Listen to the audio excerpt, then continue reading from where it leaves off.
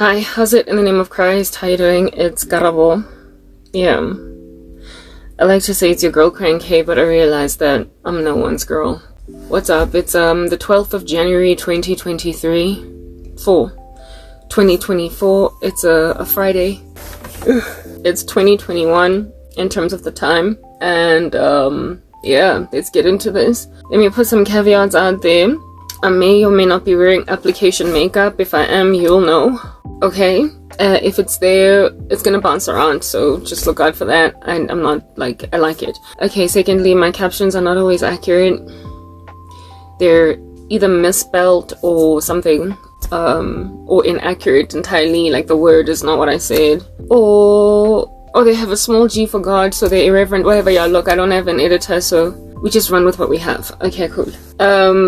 Yeah, I'm not in the mood of blushing my cheeks. Should I do it? Should I do it? Just to show that I'm human. 1, 2, 3, 4. Yeah, let's just do it really quickly because I'm, like, not okay. Like, yeah, whatever. I'm just dealing. There we go. That evidences that I'm human and stuff, so look out for that. Also, I have a white cast sunscreen and it causes my brows to be grey. There's nothing I can do about it. It's just there. Plus, it helps my skin look fresh. Not the white cast, just the sunscreen. Okay, cool. Let's get into this. Have you guys seen the movie The Stepford Wives? The first one. There's a Stepford Wives remake of like 2000 and something, 15, 16, whatever. But then there was the original Stepford Wives movie. It's on YouTube. You can actually just Google it. Yeah, that is the kind of phenomenon that's following me around right now, and it's just really disturbing. So in the original, the latter Stepford Wives, the one that was done recently, there's like hope in the end. It has a happy ending because there's a way to recover the converted women back to what they used to be. But the original Stepford Wives is kind of dystopian. It just has this horrible ending where the one person that picked up on the issue had a friend with whom they were investigating the issue, ultimately gets converted. And it's a process of actually murdering the original woman and replacing her with like a doppelganger that is robotic. So there is absolutely no potential for the other woman to come back. It ends in such an eerie way. The lady is pushing a trolley in a grocery store, saying hi, being a Stepford wife, when she was a protagonist to a movement trying to essentially rescue women from this zombie state. Yeah, I'm being attacked by that. And the only reason why men would attack me with that Stepford disease is because they got to you. The movie Stepford Wives, the original one, they kill the former woman. They end her life and replace her with a doppelganger. So there's no going back. These men feel like you are doppelgangers that will never bounce back. And so for those reasons, they keep coming for the rest of us that have not converted to robots that can just be controlled with a remote control. Like we are not human. They think they can just dangle us as puppets on strings and move us in whatever direction that they want us to go. And that pomp, that arrogance that they have is only because you appear, all of you, to be successfully taken. The strategy to coup me is only because they've succeeded so much everywhere else. So I don't know how many times I can say this. Your godlessness is causing anarchy on the part of uncontrollable men that feel like they want their bread buttered on both sides. They're just gonna take it. I'm gonna tell you what I'm being bombarded by right now. It's a myriad of things. I presently am not in love with anyone. I do not have feelings right now for anyone.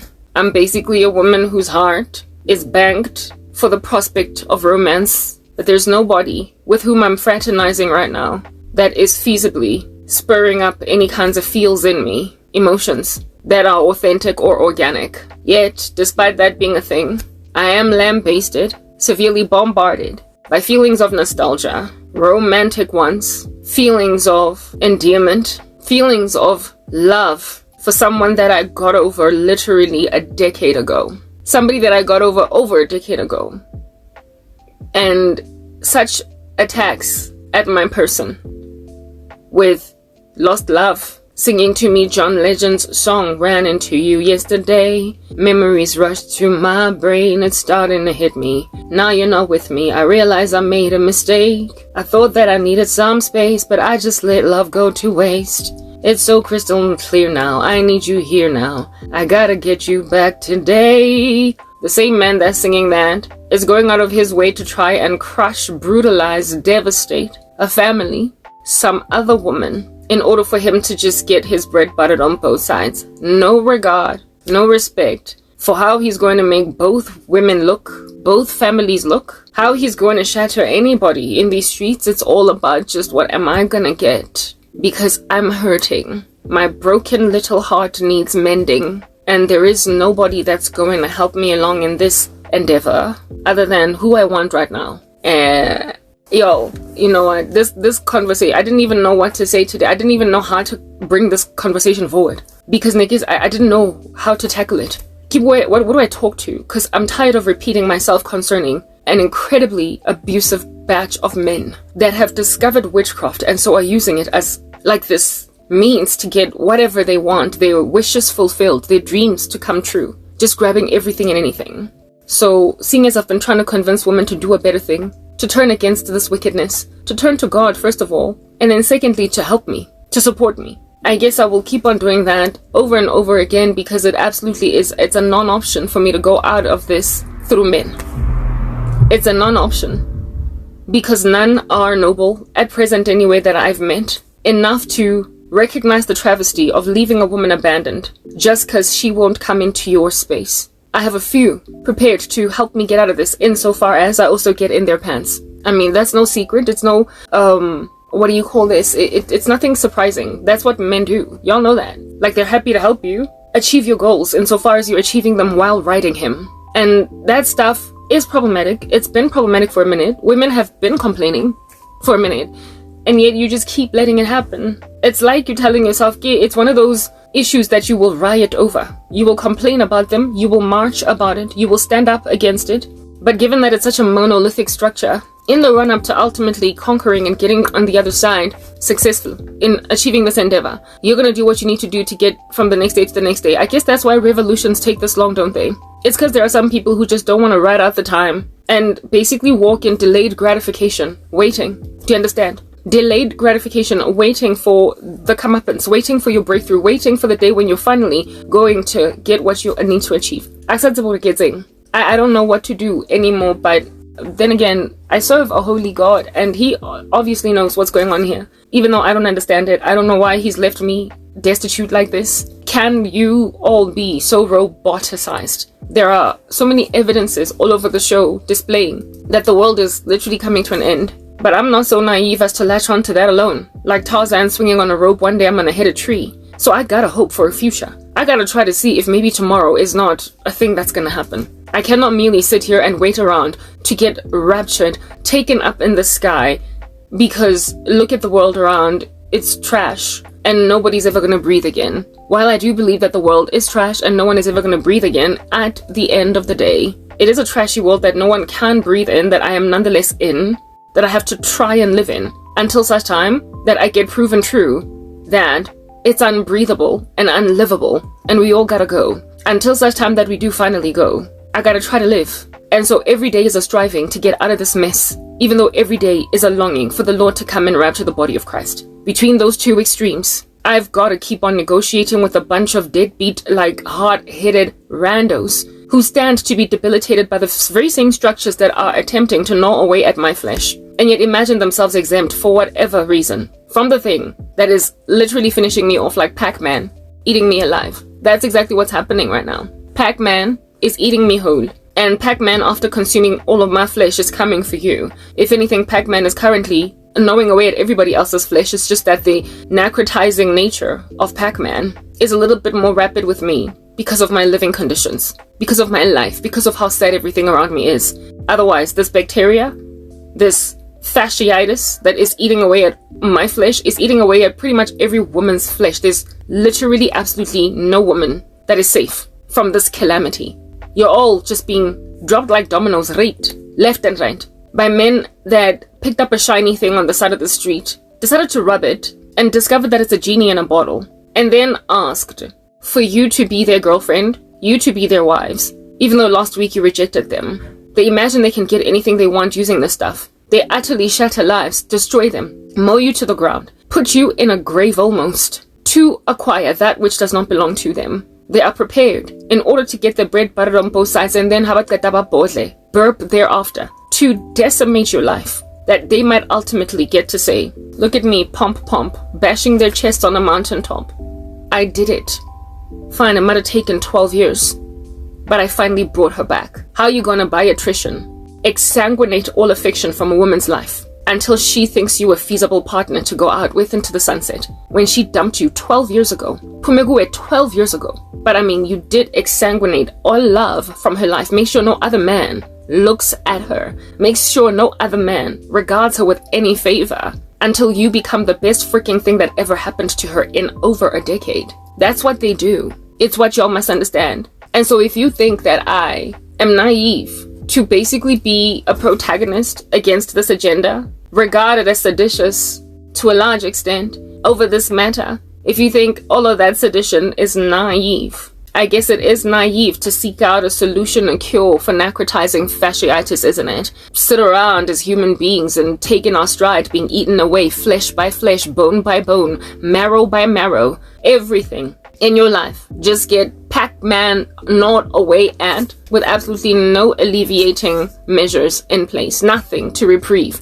those of us who keep on getting gnawed away at as like with a gangrene. We just gotta take it in our stride. It's naive then for me to seek an antibiotic for this necrotizing fasciitis. Heck, I'm even prepared to take an amputation at this point, because who in the world wants to die from a flesh-eating bacteria? Who? And that's what these men have become. I don't know how many times I can explain all of this rubbish to you. It's not just me. If I were to die from this, which it appears that, this thing is strangling me, drawing breath out of my lungs in favor of itself, that I might imagine I have no other breathing machine but them. And if I were to finally die from it, because that's exactly what they're doing, killing me. They're bored when there's no witchcraft to cast. Once their victims are in the grave, they get bored. Just like any virus, when the host dies, it starts to die unless it finds another host. Exactly. I'm just another thing that this gangrene consumes and then moves on to the next one. They will keep on gnawing away into you, your daughters, your structures, until there is nothing left of value anymore. Do you know what happens over time when you keep on crossbreeding with wicked men? You conceive children that are no longer sustainable on the earth. These guys are grabbing for themselves wives that don't make sense for them because they are too lofty for them. And in so doing, literally water down the genes of children. And in so watering down the genes of children, make substandard children out of women that were so superior that Banabatenya are just these lackluster things walking around. You're setting up your own children for failure when you keep on allowing some random weird strangers to fertilize your eggs when they don't make sense. This is exactly, like literally, if at all you're not choosing a person because it's who it is that you imagine is what's going to make sense for tomorrow and the next day and the next day. If you do not procreate thoughtfully, really just regarding what under heaven it is that makes sense for you as a woman, if you don't choose based on your own desires, a mate, if you don't allow somebody to court you based on your suite of compatibilities with him, you will continue to breed these lackluster babies until there is nothing left of value in society, in children anymore. You know what you make sense with. You know who you ought to be with. You know with whom you can have vibrant conversations. But if a person is making you a little zombie that's kind of dead in a relationship and you're just taking in your stride some guy that doesn't make sense, at some point you're going to make children that don't make sense for you as a mom. And you're going to raise these kids to further down the line also water themselves down. You are watering yourselves down by not choosing God, and you are watering yourselves down by settling for something that you knew yesterday. No, sai badly. Just yesterday you wanted nothing to do with this thing. Why now are you thinking about it? Why under heaven are you still caught up in that thought? Why are you allowing yourself to stray like that? It's obvious. It's been like that for a minute. It's the reason why you would not date him the first time he asked you out. But now, you're not only dating him, but you've accepted his proposal. How is that even a thing? I'm gonna talk about what's going on right now, okay? Inside me, so that you can identify it in yourself and maybe perhaps do a better thing as women. Angtembi Matota, I don't trust them. I know that they're not all evil, but you see, the sad and uncomfortable thing about what's going on with me is that all of these incredibly nefarious men, the very wicked ones, these diabolical creeps, are like security guards outside of a very heavily fortified jail cell. That's what they are. They are like armed guards outside of a titanium steel, perhaps 10 centimeter thick bars in solitary confinement jail cell that I am in. And this jail cell that I'm in that I can't get out of is also soundproof. So they're using a whole bunch of sorcery to make sure that decent men do not look at me. They're doing everything in their power to make it look as if the society has been robbed entirely of any man at all. That the patriarchy has ceased to be, it has fizzled away. That nothing of manhood is left, and all that I have for an option are all of them. All that I have as an option are all of them. So my ministry is strangely unperused by men in particular. That makes sense. And so I'm not about to get rescued out of this by any harrowing man that is going to do a better thing and not expect anything out of me. Because I promise you right now, there are plugs in their ears that are making it impossible for me to listen to them. That are making it impossible for me to speak to them. Sorry. Given that that's what's going on, all that's looking at me are these charlatans that are as incendiary as they are in their agenda against women. I'm essentially screwed unless women do a better thing. Or the Lord will get me out of this somehow miraculously, but not first before making it clear that women, when I do finally get out of this without you, whatever is going to plague those who tried to decimate me will not walk right past your doorpost. This is like the Passover blood petition, where I'm saying put some blood on your doors and help me, because I am being abused by some pretty evil men, and they are making sure that nobody else is looking at me. Right now there are two of them, and their witchcraft is intermingled. It's crossbreeding. It's like a matrix witchcraft, in the sense that the one sorcery is helping the other and the other sorcery is helping the other, but they're not friends. They're not allied. If anything, they're at enmity with each other. And they think that the one is namby-pamby in comparison to the other. And so they keep on using one or the other against the other in order to ultimately get the girl. Like a bunch of animals fighting in the wilderness, trying to bank a mate.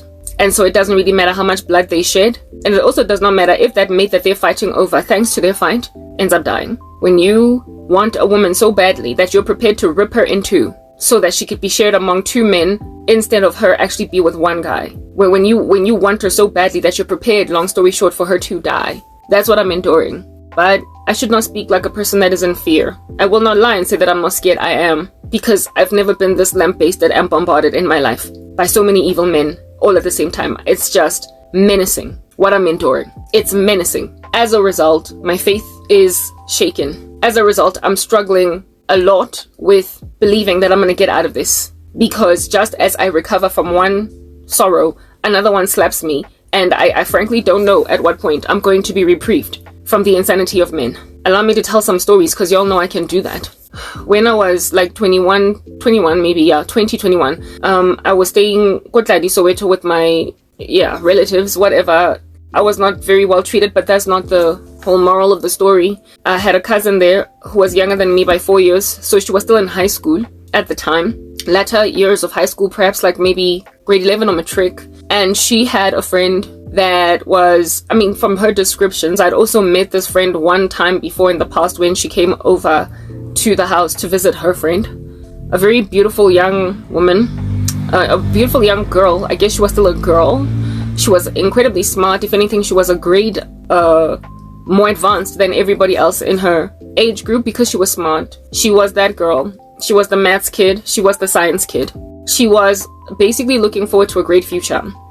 This friend of my little cousin's, she was also, like I said, very, very beautiful. However, there was this wannabe, like, ex-famous boy in the country that once upon a time was the glory of the day. Like, imagine the jock in your high school that every girl wants. But then you get out of matric and you start messing with drugs and all different kinds of nasty things, and you don't do as well as you did in school, and then you become the big fat chunky disappointment.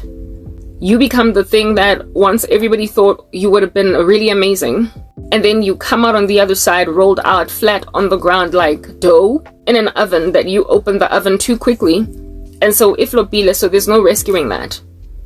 Yeah, a guy like that. I've got my own fair share of such men that I met after high school that were the promising dude of the future, that everybody looked forward to basically what's going to happen to them as they get older, because look at how awesome they are in school, and then you bump into them 3 years after high school and their eye sockets are sunken in kiriboto because they decided to just squander their futures on drugs or whatever. Well, there was one such man of that nature, and he was even in the entertainment industry. He was popular. He had basically a future in continuity presenting, etc. Yeah, he was gonna be a star in the country, grow from strength to strength. Maybe one day he might have even ended up on top billing as a presenter. He was smart, very well-spoken, eloquent. And yeah, and in his young days on TV, my cousin and I, my older cousin and I, basically the one that I was the same age with, right? Her sister. We used to have a crush on him from behind the television screen. Like guys that are famous and they're cute, they're young, they are on YoTV or KTV or whatever, like a kiddies show, and they continuity present and they've got a bright future. Yeah. And so all the little girls watching TV are like, oh, he's so cute. When we were all in high school, everybody was out there trying to date him. Go Gandhi Square, otherwise at the time it was known as Van der Bale. All the chicks were all up and around him because he used to also spit lines. He was a rapper. He could spit. Yeah. So Nali popular. He was our age. That's what I'm getting at. He was our age and he was extremely popular when we were all in high school. But we got out of high school, like I said, at this stage I'm like 21, and so is he. He's like, he wasn't our age, he was even slightly older, maybe like a 1981, like 3 years older than us. So essentially, he kind of dodged the bullet of statutory rape, given that that chick was like 16. Anyway, whatever. Alright? This guy that used to be very popular back when we were in school, that everybody was looking forward to, did not maintain that. After he matriculated, after he got out of school, he did not maintain it. Even the entertainment industry spat him out because what are you doing with your drugs? He squandered himself. He threw himself away. So he became what we all call seboto. But when you're 21 and you're a seboto, it doesn't really show that much because 21, all your collagen is intact, you're very beautiful. If you've cleared acne, even better. It is only those that knew you at the height of your glory, that can see that oravazele. But a 21-year-old eravazele that nobody else knows from the past as to what they used to look like does not show. He does not show that he's ravazad. He does not show that he's been tattered, that he's been destroyed. Yeah, because he's 21. I mean, who in the world can find out there an ugly 21-year-old? Like, they all are beautiful, even when they're on drugs. You understand what I'm saying? So sometimes people that don't know this person will fall for the trap of some has-been that is every mother's worst nightmare when their daughter is dating him. It's like, I don't want my kid near that guy because he's gonna get my daughter into some things. So step away from my child. He was that thing. He lost his clout among us. And so because we were not looking at him anymore, in other words, his age-appropriate girls, women that were appropriate for his age, when we got older, we matured, we were working, some of us in corporate South Africa, others of us I was 20, 21, some of us were in varsity and what have you. Yeah, well, people that are responsibly getting their degrees or working their first ever jobs, don't date the guy that squandered his future on cocaine or on drugs or on marijuana or whatever. We just move on and be like, yo, it's unfortunate, Tsepo used to be so much better, but Owele now. He's all fallen now. So when Tsepo, since that's the name I've given him, is being regarded as I'm not touching that by women that are his age. If he wants to continue to fornicate since he doesn't know Jesus, if he wants to continue to be in love, date, all that jazz, he's gonna go walking up and down the aisles of a high school. He's going to go Ayoshela in high schools. A lot of these guys that became Diboto after matric always harassed high school girls. The only ones that dated in varsity and in corporates where they worked are the ones that actually grew when everybody else was growing. They were brave enough to pursue entire students at varsities, but the ones that squandered their lives were always tapping into high school girls. They were always tapping into that market because that market does not know any better. I would know when I was about 17, I dated one such rando who after high school just threw himself away, but I dated him because I didn't know any better. And so such a thing as this happened again with my cousin's friend. This bright young woman with a massive future, so smart she could get scholarships all across the South Africa, but no. She made a decision to date this guy. And when she started dating him, she came home, my cousin came home and told me and her sister. And the two of us, especially my cousin who knew him better because she was the one that was all over the show when we were growing up. She was the one that was always go Gandhi Square / Vanderbilt, etc., hanging out with all these rappers and what have you. She was like, yo, Utepo back in the day used to be this and that and blah blah blah. And he was so popular, but now he's all fallen and we all know it. How could your friend date Tepo? Anyway, my cousin was like, it's who she met. And besides, they met at a party. That's the thing. Met at a party. They liked each other. Probably not going to last much. It's not going to last long. But then this little 16-year-old girl makes a decision to just fall violently in love with this has-been. That is obviously a has-been. She was smart enough to know better. But then again, I was also that smart at some point in my life. And I also dated a guy that I didn't even know what he did for a career. And I was still with him. I, however, did not go on right ahead to decide to make a baby with that guy. I kind of kept that in a bunch. But anyway, here it is that this 16-year-old, 17-year-old girl, she was actually 16 when my cousin was 17. Yeah, because like I said, she was one year younger than everybody. So she was 16. So that guy literally dodged the bullet of statutory rape by like just a margin. Like he just barely made it. He barely made it. She was 16. He was like, I'm like 20. What, 20? He's 23. Yeah. He's 23, dating a 16-year-old girl, and she tells herself that she's in love, right? She was already naughty in school, smoking weed and all that jazz. That's what everybody's doing. But then when she came with this guy, when she hooked up with this guy, the habit became worse. Like the marijuana became worse. The drug taking basically became worse, and all they could do is just fornicate. All they could do is just fornicate. All they could do is just fornicate. And this relationship lasted, and it just kept on lasting, and it just kept on lasting. And my cousin would come back and tell us stories about basically her friend with this has-been rapper guy that was also a TV presenter. Yeah, and it was just an unfortunate thing that we understood. All of us on some, Aishem, your friend is throwing away her life with this guy, but maybe she'll snap out of it. Until one day my cousin came to us, and was like, hey, let's say her name was Mpumi. She was like, Mpumi's pregnant. Yeah, so Mpumi fell pregnant. And, well, the rest is history. She had his baby. Don't know what's ever since then happened with Mpumi. Maybe she's made something valuable of herself. I don't know if she's still with Tepo. I highly doubt it. But like this dude went on right ahead and impregnated Mpumi, and the parents of Mpumi hated this guy. From the very get-go, they couldn't stand him. It was just problematic that this guy was in this chick's life. But the thing that caused this chick to fall, basically head over heels in love with this Tepo guy, was everything that made us fall in love with Tepo, or like Tepo, crush on him, like, you know, little star-studded, like a whole, not star-studded, what do you call it, starstruck, as being like, oh, he's so cute, like having a crush on a celebrity, because he was a celebrity to a certain extent in the country. Yeah, among kids, he was quite popular. The very thing that Eric Khaziteng Guyana is the same thing Eric Khaziteng this chick, because he was cool. He was still able to spit those lines. Essentially, the thing that impresses high school girls was impressing a high school girl, but this guy was now out of school. Not girl, sorry, this guy was out of school. The girl was still in school. We had left school, and we knew him for what it is that was the crashed and burned charcoaly thing in the corner that he was. But this like little high school girl did not quite see it that way, and nobody could speak sense into her head.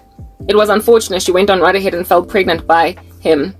So that's a woman that squandered her uterus on that guy. She squandered one of her eggs on that guy. She squandered a child's bill of health on that guy. And by bill of health, I'm speaking spiritually. She gave her child generational curses that will one day manifest when that kid is older. If it was a boy or if it was a girl, inevitably she might end up like her mom, because these things follow people around. There are spiritual ramifications or consequences to everything that we do. And so while everybody has got foolishness in youth, right? Yeah, it's ideal if it all we recover from that foolishness, if we overcome, if we finally get on to the other side of that foolishness, essentially largely unscathed. But when you go on right ahead and have that baby in high school to that random dude, you're gonna have a foolish era of youthfulness. You're gonna have it follow you into your old age. And that's what happened with this chick. She is followed by a foolish era into old age. And I'm trying to help women basically reprieve themselves from the prospect of awarding such beastly men babies when you're still in your prime, when you're still young, and also when you are still kind of foolish. Like, first of all, unrobe yourself from the folly, unrobe yourself from the foolishness, because that foolishness can make you make a mistake that you will one day recognize as a mistake. But like I said, it's one day. And once you walk in that one dayness, that's when bitterness sets in so exquisitely that you then cannot for the life of you stand for other women who have not made the same mistake that you made. When you water down your gene pool and give a rubbish of a man a baby, you are subjugated to the tyranny of that being your baby daddy. Such a ilisiboto in the future that is absolutely unwanted by any sober woman at all. But he's your baby daddy. He's your ex-husband. He is, yeah, that's the kind of stuff that makes women so bitter that they cannot stand for people like me. Women that I guess conquered their foolish era, because all fools are equal, but some fools are more equal than others. We all start out kind of foolish, but others are more foolish than others. Like women who agree to give men children out of wedlock, lejo la fela, ilidi boyfriends. That's more foolish than others. All fools are made equal, but some fools are more equal than others. I was more equal than other fools because I was a fool to date certain guys, but I was smart enough to refuse to give any of them a child. But I'm dealing right now with men who want to basically resolve in me using my exquisite pain, the sorrow that I'm in. They are trying to tell me it's because you refused to give us children when we were all 22, that you are now at 39, basically facing menopause without any kids. They're trying to make it look as if though I was arrogant to refuse to have a child out of wedlock with a boyfriend, because look at me be 39 with a geriatric womb and facing the threat of never being a mother. They're trying to make a sound decision by a young woman that is still in the world, not yet in Christ, look like it was dumb. They're trying to make that which was actually wise look foolish. And on that day, you're grabbing evil and calling it good, and you're calling good evil. You are flipping things upside down. You are calling bitter and sweet bitter. That's what this whole situation is about. There is a whole bunch of miscreants trying to make people who made good decisions when they were still on the come up look like they shouldn't have done that. People who made sound decisions in walking out of certain environments. They're trying to make us feel as if though if you hadn't left, you wouldn't be in this position. Like something that was an absolutely right decision is now being threatened with looking like the biggest mistake a person ever made. That level of arrogance dwelling inside people. Somebody got to nip it in the bud. Somebody got to riot against it. Somebody got to cause some kind of a raucous concerning this. Because absent of doing such a thing as that, we will be a watered down human race somewhere along the way. We will be a people that have just taken a lot of rubbish lying down, and now everything is a Neanderthal in society. Everything is discombobulated and confounded. Everything is upside down. Everything is being born with some kind of a congenital generational issue. Everything is nasty because everybody settled. Everybody took bad, unwise decisions in their stride. Because absent of going out like that, apparently, allegedly, a person ceases to have a life at all. We all must basically bow down and be at the mercy of, also the beck and call of every witch in these streets. I'm sorry, we are creating a mammoth dystopia. We are creating quite the unlivable society, full of mutated little children walking around that make no sense to be building a future society. We cannot, as a society, capitulate to the dreams and wishes of these pompous men and women that keep on using witchcraft to get everything they want. Because if we did that, like I said, mutations in our children that are not going to be discovered as mutations until society crumbles into an immoral meltdown that we are already making observations of today, are we not? We are already seeing some pretty crazy things happening out there in the wilderness, are we not? People disregarding truth for exactly what it is, truth. They absolutely refuse to embrace that which we've all along agreed is truth. It is provably truth. It is empirically truth. And yet they are trying to make it look as if though it's anything but. They are trying to make it appear objective. They are subjective, sorry. They're trying to make it appear relative. Like shifting shadows, a little bit of gray is what we're going to do today. Yeah. They want to run with that random rubbish.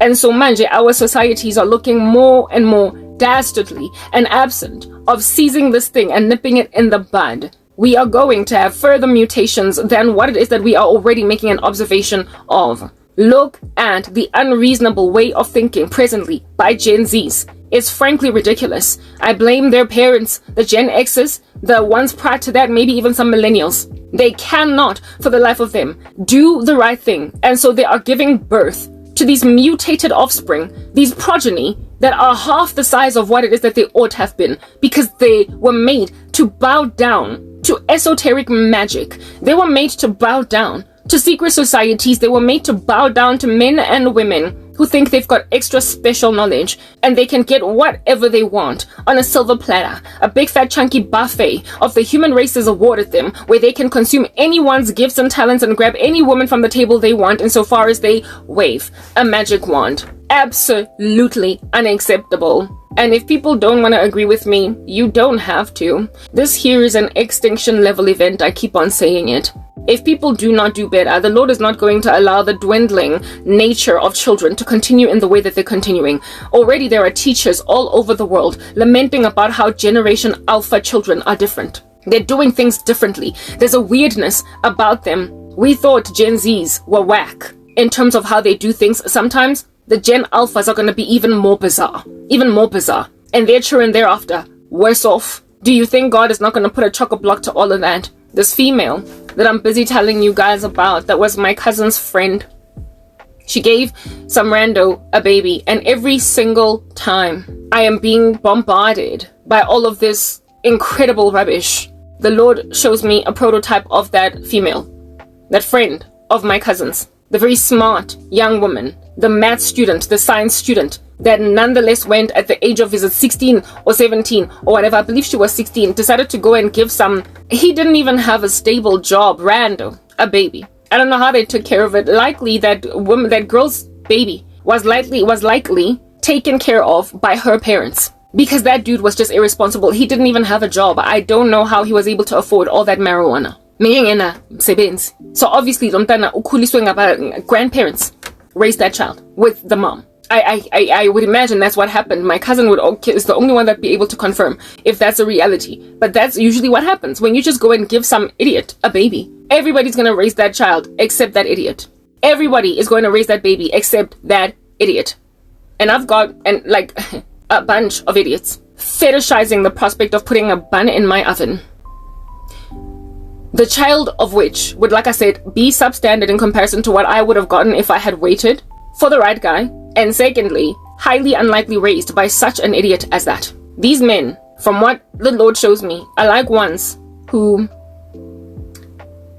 upon making children, it's like they're experimenting to see if their semen works. It's like they are just thrusting into women, ejaculating inside of them to see if at all they can impregnate a woman. So it's a sport. It's a sport for them. It is something that they do in order to make themselves feel like men, because look, I can make a baby.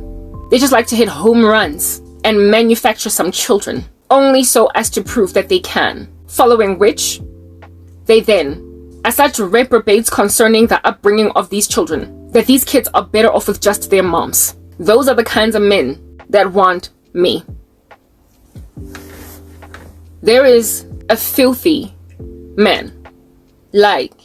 That is an understatement. He is dastardly. He is debilitated. Absolutely smashed and grabbed. A write-off that keeps on fantasizing, despite being HIV positive, about putting a baby in my stomach, and also despite the fact that I find him nerve-wracking. He is scary. I am literally afraid of him, and yet he cannot stop fantasizing about sex with me until he hits a home run with HIV, And what he is doing in continuing to go back to the drawing board with this witchcraft, what he hopes to achieve is essentially the status of many other women who are now today looking at me on some, look at you with all of your standards, Karabo. You don't have a child and you're almost 40. It turns out that if you had given that ex of yours of 5 years a baby back when you were 25, you'd at least be a mom now. I lamented about that whole at least phenomenon. I am supposed to just rush and make a baby with anything that desperately wants to make one with me, so that I can say to all those women that, hey, I still had a baby at 40. It's not like I was completely empty-handed in that regard. Well, women, there are women who are doing that right now. There is a celebrity in this country that gave birth to a son, don't nobody know who the baby daddy is, only because she was in her 40s and decided, I'm gonna go and have a baby now because clearly nothing's coming my way. I'm supposed to be that woman that is just gonna have a baby, seeing as I can't really trust men, or seeing as I can't really get married, or seeing as it looks like what it is that I'm hoping is coming has already sailed. That ship has sailed. But my womb is still kind of operational, even though it's kind of geriatric. I gotta dust it off first before we make a baby, all up in that. But if at all I fall pregnant, even if it was a little late, at least I'm pregnant. So basically whatever standards I held when I was 25, saying I'm not gonna give a boyfriend a baby because what am I doing? He's a boyfriend. Now I'm being told at 39, haha, weren't you arrogant? Look, you don't have a child anymore. And it's you don't have a child at all. It's mindsets like those that have converted women, or they are that mindset is displaying that women have been successfully converted into Stepford wives. And if at all one cannot recover you back to who you used to be before then, I guess you've been permanently killed, haven't you? And now whatever is brought forth is something that is remote controllable by a caucus of misogynistic miscreants that think that they can just use women as puppets on a string, flip them and change them as they desire, and then feel really good about themselves for being really great at getting whatever they want. I find it disgusting, but it doesn't really matter, does it? Because I am apparently so small a number. I'm so rare in this mindset of mine that ain't nobody scared that I'm even whistleblowing. This insanity on the part of men in their fraternities who refuse to leave women alone when they say no, and who refuse to build virtue that they might be honorable enough to pursue women in a godly way, and so therefore be earning husbands, honorable husbands, deserving husbands of good women. Like, if you want a good girl, work. If you want a good woman, work on the character that you might be found noteworthy in her eyes. But instead, whether or not your personality is dastardly, whether or not you are a menace, whether or not you have absolutely no manners, whether or not you lack any self-control is irrelevant. Because insofar as you can wave a magic wand, you will get a woman to approve you even though she finds you, like I said, dastardly. Everything about you is menacing under normal circumstances, but under sorcery circumstances, you're a star. That's what's going on. So you just come with your grubby fingers and you grope a woman that would not under normal circumstances want anything to do with you. And you just slip your way into her life. Why? Because you know how to make a zombie out of a 100% literate and animated woman. A 100% sentient being you converted into a mere vessel of your machinery, whatever mechanics that you have put in her that respond to your remote control. You make women canyons into which you invest, like I said, machinery. And seeing as there's so many of them that are out here walking as militants, Karabo is outnumbered, right? And it's only a matter of time before anything changes. A couple of weeks back, maybe 2 months, the Lord showed me a dream of the scene in the movie Body Snatchers, where it is that the mother gets taken by a body snatcher and she's talking to her husband, who she wants to convince to sleep and allow himself to get taken by the body snatchers. And the husband resists. And this woman is like, where you gonna go? Where you gonna run? Where you gonna hide? Nowhere. Because there's no one out there like you left. She's even got this whole 666 thing going on. Where you gonna go? Where you gonna run? Where you gonna hide? Nowhere. Because there's no one out there like you left. I had a dream of that very scene in the Body Snatchers.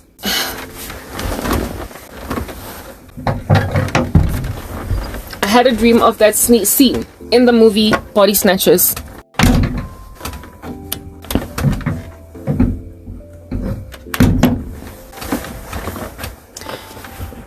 But instead of it being that woman from the movie, and instead of the husband being the one that the woman is saying that to, the woman was my former best friend, and I was the husband. Later on in that movie, the husband and the children run away, and when they get outside, the whole neighborhood, not the whole neighborhood, first the wife screams, like some funny little squeal, some screech. She screams, and the whole neighborhood comes out and points at her and screams too, ah! Evidencing that the whole neighborhood has been taken over by these body snatchers. The movie ends very sadly because there are only 2 people that have not been taken by the body snatchers. Only 2. The daughter and the boyfriend. Everybody else is gone. The dad at this point is gone. The little brother is gone. The whole family is taken. And there are only 2 survivors. That in that dream, it was me as the dad and my former best friend was the mother, busy telling me, Karabo, where you gonna go? Where you gonna run?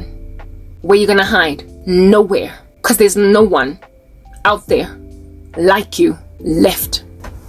When I saw that dream, I was like, seriously? And God was like, yeah, that's what your friend thinks the world is. That was the Lord showing me her mindset and her sorcery. He was telling me that your friend believes that every woman has been taken, that everybody is like her, and that you're naive to stick to your guns.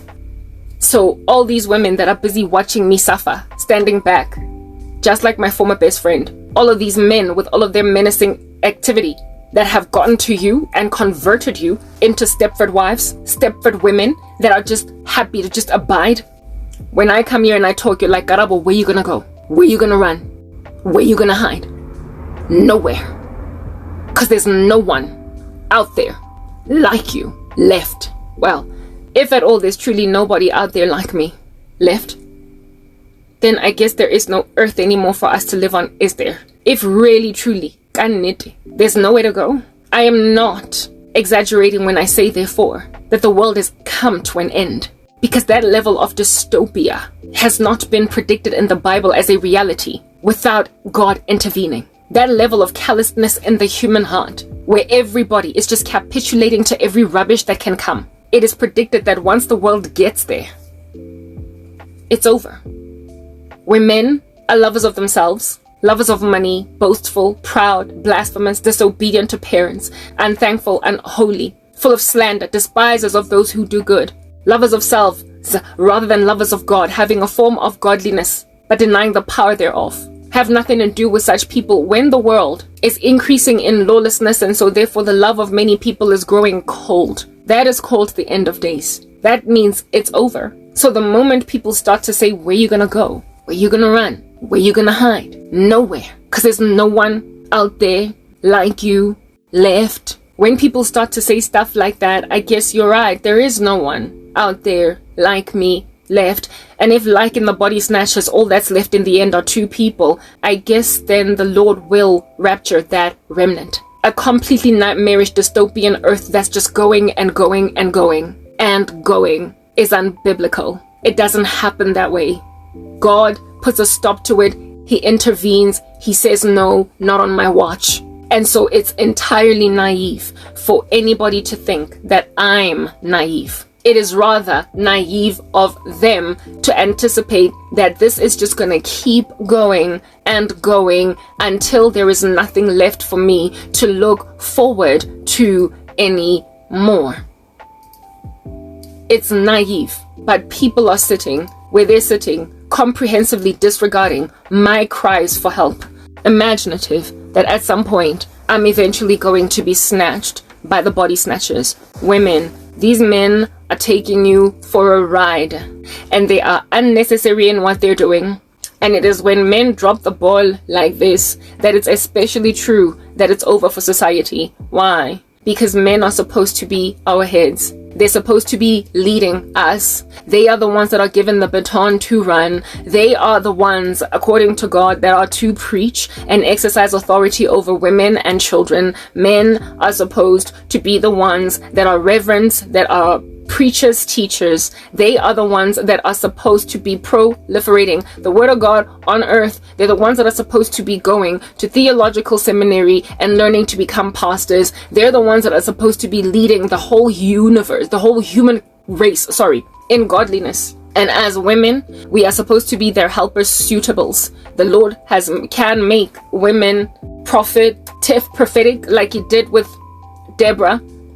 The Lord can make women stand in the gap or even, fight for a country, like indeed Jael or Deborah. But when it comes to teaching, pastoring, stuff like that, that's the job for men. When it comes to leading in godliness, a society, that is a job for men. And if men are not interested in leading a country in godliness, if they're not interested in leading a household in godliness, if they rather want to create Stepford wives out of women, robots that are controlled entirely by them, that have none of their own autonomy, when they want to do that, they cease, therefore, to be what it is that they're supposed to be in the human race. And God will have no such thing happen. He would rather than flood the whole earth. He would end this concern as we know it. I'm doing it. It's up there. That's why I'm busy looking.